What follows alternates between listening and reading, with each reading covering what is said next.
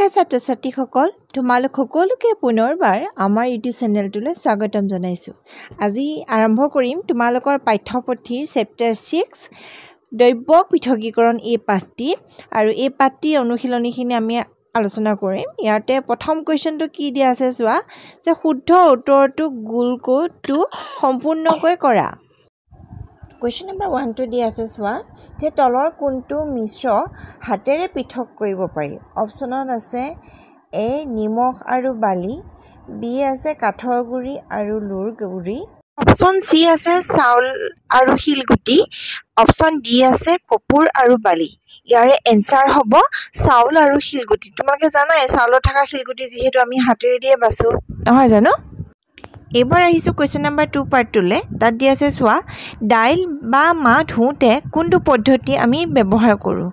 1 নম্বৰতে হৈছে এ মৰণা মাৰা, বি হাতেৰে বচা, চি চালনীৰে চলা, ডি আশ্ৰাবন। ইয়াৰে উত্তৰটো হ'ব ডি আশ্ৰাবন। এবাৰ আহিছোঁ নেক্সট কুৱেশ্যনটো। তাত দিয়া আছে চোৱা, লুৰ আৰু কয়লাৰ গুড়ি পৃথকীকৰণৰ বাবে উপযুক্ত পদ্ধতি হ'ল এ বাষ্পীভৱন, বি মৰণা মাৰা, চি চুম্বকীয় পৃথকীকৰণ আৰু ডি আশ্ৰাবন। ইয়াৰে উত্তৰটো হ'ব চুম্বকীয় পৃথকীকৰণ, কাৰণ চুম্বকেদি তুমি যদি লুৰখিনি ওচৰলৈ নিয়া তেতিয়াহ'লে চুম্বকখিনিয়ে লুৰখিনি কি কৰি আনিব, টানি আনিব।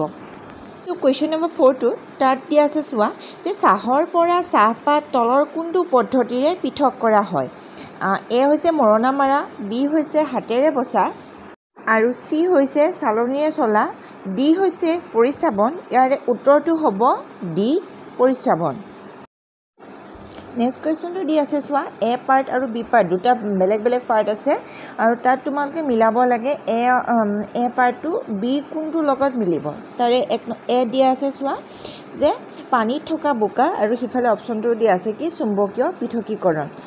বি দিয়া আছে চোৱা বোকাত থকা ফিটকিৰি, আৰু ইফালে 2 নম্বৰ দিয়া আছে জৰা বা বা দিয়া। চি আছে উচ্চ বেগৰ মিশ্ৰণটো ঘূৰোৱা, 3 নম্বৰত আছে কি পৰিশ্ৰাবনৰ পিছত বাষ্পীভৱন, ডি আছে বাদামৰ তেল আৰু পানী, 4 নম্বৰতে আছে পৰিশ্ৰাবন। নাম্বাৰ 8 আছে বালি আৰু লুৰ গুড়ি, আৰু 5ত আছে মথন। এফত আছে পানী দ্ৰৱীভূত নিমখ, আৰু 6 নম্বৰত আছে আশ্ৰাবন, আৰু জিত আছে কি চাউলত থকা টু, আৰু ইফালে অপশ্যনটো আছে কি বাষ্পীভৱন। ইয়াৰে উত্তৰকেইটা এতিয়া কেনেকৈ হ'ব চোৱা, কোনটো অপশ্যন মানে কাৰ লগত মিলিব চাই লোৱা। উত্তৰটো আছে পানীত থকা বোকা পৰিশ্ৰাবন সৈতে মিলিব, আৰু বোকাত থকা ফিটকিৰি এইটো হৈছে পৰিশ্ৰাবনৰ পিছত বাষ্পীভৱন কৰিলে ইয়াৰ লগত মিলিব।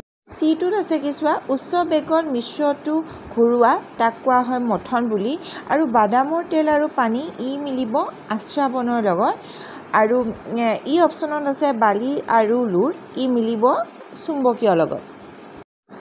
এইবাৰ আহিছোঁ এফটো।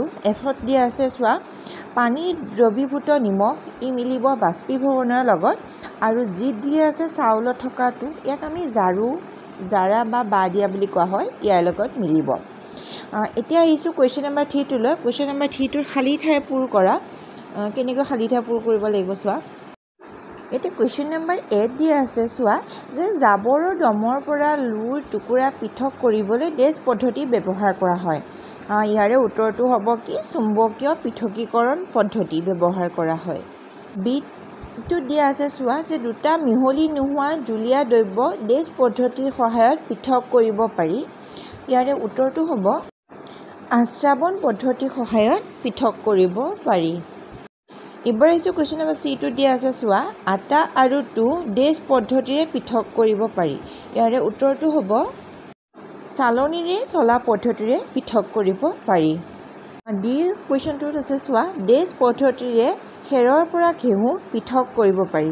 ইয়াৰে উত্তৰটো হ'ব মৰণা মৰা পদ্ধতিৰে খেৰৰ পৰা ঘেঁহু পৃথক কৰিব পাৰি। কুৱেশ্যন নম্বৰ ইটো হ'ল, যে বালি পানীৰ মিশ্ৰ এটাৰ পৃথকীকৰণ কৰোঁতে পানী কণিকাবোৰ ফিল্টাৰ কাগজৰ ছিদ্ৰবোৰৰ মাজেদি সৰকি যায়, কাৰণ পানী কণিকাবোৰ ডেছ আৰু ডেছ বালি কণিকাবোৰ ডেছ। ইয়াৰে উত্তৰটো হ'ব চোৱা, কাৰণটো হ'ল কি পানী কণিকাবোৰ সৰু আৰু অদ্ৰৱণীয়, আৰু বালি কণিকাবোৰ ডাঙৰ।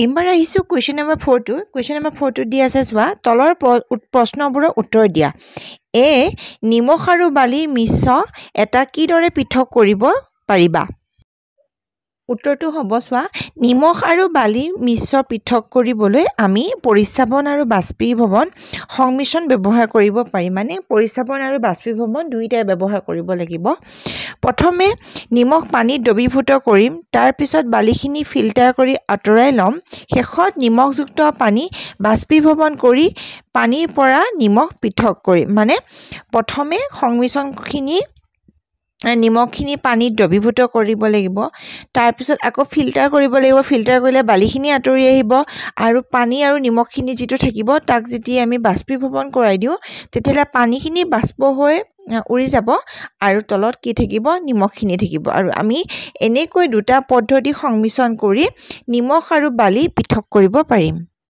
Question number B2 আছে নাৰিকল তেল আৰু পানীৰ মিশ্ৰ পৃথকীকৰণৰ বাবে এটা পদ্ধতি আগবঢ়োৱা ইয়াৰে উত্তৰটো হ'ব যে নাৰিকল তেল আৰু পানীৰ মিশ্ৰণক আমি আস্বাবন পদ্ধতিৰে পৃথক কৰিব পাৰিম Question number C2 দিয়া আছে চোৱা নিমখ পানীৰ পৰা নিমখ কিদৰে পৃথক কৰিব পাৰিবা ইয়াৰে উত্তৰটো হ'ব যে বাষ্পীভৱন পদ্ধতি ব্যৱহাৰ কৰি নিমখ পানীৰ পৰা নিমখ পৃথক কৰিব পাৰি এই প্ৰক্ৰিয়াটোত পানী সম্পূৰ্ণৰূপে বাষ্পীভৱন নোহোৱাকৈ দ্ৰৱটো গৰম কৰা হয় ফলত পানী অৱসানৰ পিছত নিমখৰ অৱশিষ্টখিনি নিমখখন অৱশিষ্ট হৈ ৰাখে মানে বাষ্পীভৱন কৰিলে পানীখিনিটো আৰু বাষ্পীভৱন হৈ বাষ্প হৈ উৰি গুচিয়ে যাব ন আৰু তলত কি থাকিব নিমখখিনি থাকিব এইবাৰ আহিছো কোৱেশ্চন নম্বৰ 5 দিয়া আছে চোৱা তলৰ মিশ্ৰবোৰত থকা উপাদানবোৰৰ কি ধৰ্মৰ বাবে সিহঁতক পৃথক কৰিব পৰা যায়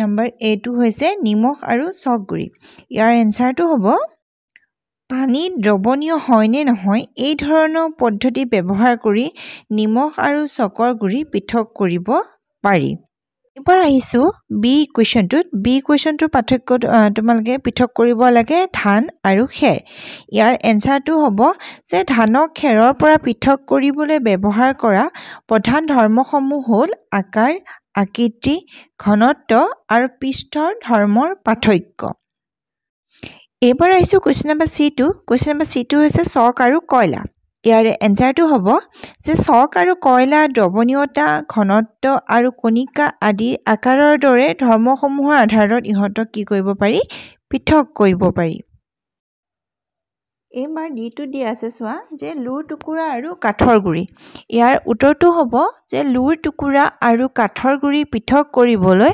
চুম্বকীয় ধৰ্মসমূহৰ ব্যৱহাৰ কৰিব পাৰি লুৰ টুকুৰা চুম্বকীয় আৰু চুম্বকৰ প্ৰতি আকৃষ্ট হয় আৰু কাঠৰ গুৰিবোৰ অচুম্বকীয় হোৱাৰ বাবে ই আকৃষ্ট নহয় অৰ্থাৎ চুম্বক টুকুৰা যিখিনি লুৰ টুকুৰা থাকিব সেইখিনি লাগি ধৰিব আৰু কাঠৰ গুৰিখিনি ৰখি যাব সো ই অপচনটো বালি আৰু চাউল এতে উত্তৰটো হ'ব যে বালি আৰু চাউল পৃথক কৰিবলৈ আমি কুটিহীনভাৱে কণিকাৰ আকাৰ আৰু ঘনত্বৰ পাৰ্থক্য ব্যৱহাৰ কৰিব পাৰো বালি সৰু সৰু আকাৰৰ আৰু ব্যক্তিগতভাৱে কণিকাৰে গঠিত আনহাতে চাউলৰ কণিকাবোৰ ডাঙৰ আৰু অধিক কি হয় ঘন হয় ছাত্ৰ-ছাত্ৰীসকল আজিৰ ভিডিঅ'টো ইমানলৈকে আছিল আশা কৰিছোঁ তোমালোকে কুৱেশ্যন আনসাৰবোৰ খুব ভালদৰে বুজি পাইছা পুনৰ লগ পাম তোমালোকৰ আকৌ এটা নতুন চেপ্টাৰৰ সৈতে তেতিয়ালৈকে এইখিনিকে তোমালোকে ভালদৰে কমপ্লিট কৰি ল'বা ধন্যবাদ